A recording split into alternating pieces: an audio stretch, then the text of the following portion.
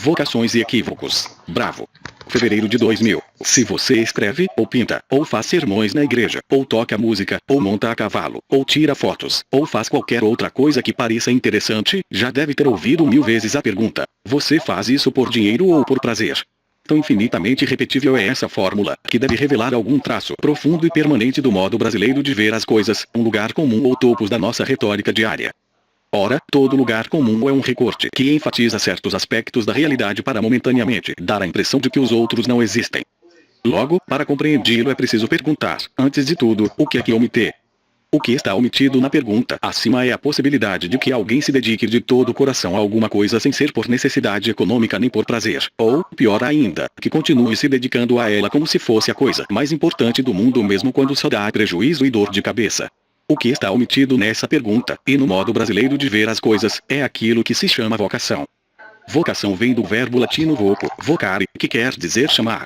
Quem faz algo por vocação sente que é chamado a isso pela voz de uma entidade superior, Deus, a humanidade, a história, ou, como diria Victor Frankl, o sentido da vida. Considerações de lucro ou prazer ficam fora ou só entram como elementos subordinados, que por si não determinam decisões nem fundamentam avaliações. No mundo protestante, germânico, há toda uma cultura e uma mística da vocação, e a busca da vocação autêntica é mesmo o tema do principal romance alemão, O Wilhelmsmeister de Goethe.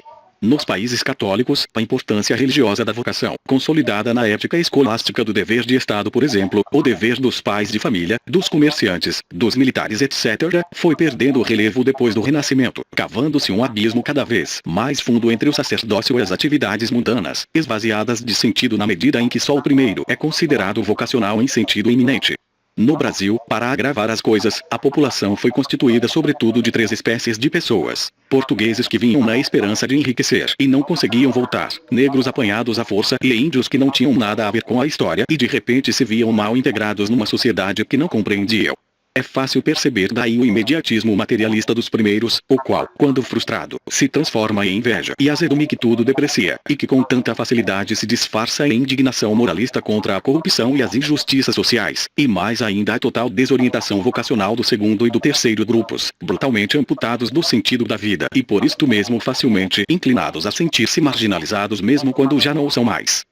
Um pouco da ética da vocação existe ainda entre nós graças à influência dos imigrantes, especialmente alemães, árabes e judeus, mas existe de modo tácito, implícito, jamais consagrado como valor consciente da nossa cultura e muito menos valorizado pelas escolas e pelos governos.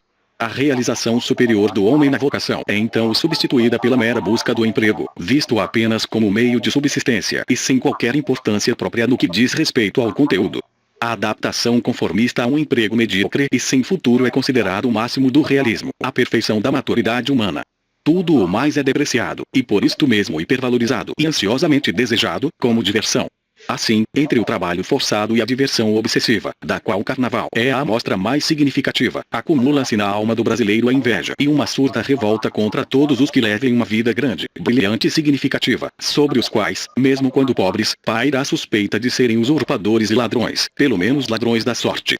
Daí a famosa observação de Tom Jobim: no Brasil, o sucesso é um insulto pessoal. Sim, nesse meio não se compreende outra lealdade senão o companheirismo dos fracassados, em torno de uma mesa de bar, despejando cerveja na goela e maledicência no mundo. Este é um país de gente que está no caminho errado, fazendo o que não quer, buscando alívio em entretenimentos pueris e desprezíveis, quando não francamente deprimentes. Nossa ciência social, atada com cabresto machista e cega às realidades psicológicas mais óbvias da nossa vida diária, jamais se deu conta da imensa tragédia vocacional brasileira, que condena milhões de pessoas a viver presas como animaizinhos, entre a dor inevitável e o prazer impossível.